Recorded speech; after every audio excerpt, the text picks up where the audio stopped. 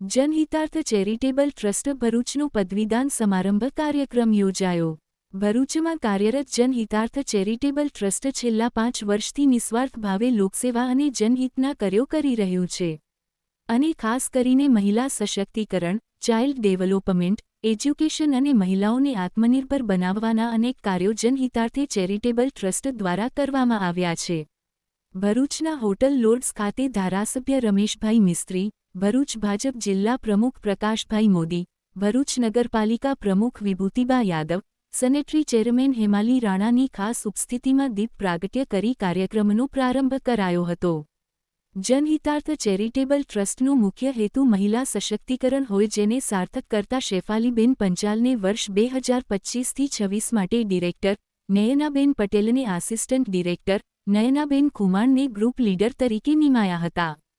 સાથે જનહિતાર્થ ચેરિટેબલ ટ્રસ્ટના લોકહિતના કાર્યોનું 5 વર્ષનું સરવૈયું પ્રકાશિત કરતા બુકલેટનું વિમોચન મહાનુભાવોના હસ્તે કરવામાં આવ્યું હતું.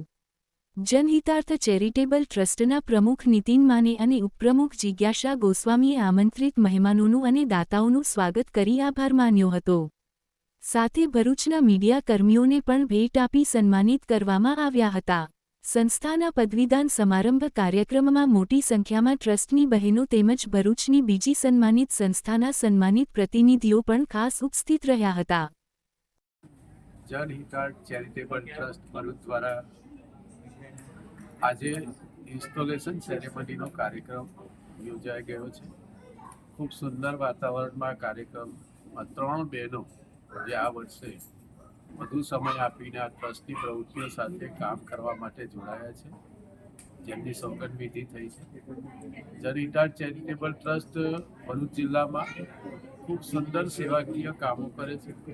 આજના કાર્યક્રમમાં ભરૂચ શહેર અને જિલ્લામાં કામ કરતી અન્ય સેવાભાવી સંસ્થાઓ, દાતાઓ અને એમની સાથે કામ કરતા કાર્યકર્તાઓની વિશેષ ઉપસ્થિતિમાં કાર્યક્રમ ખૂબ સુંદર રીતે સંપન્ન થયો છે.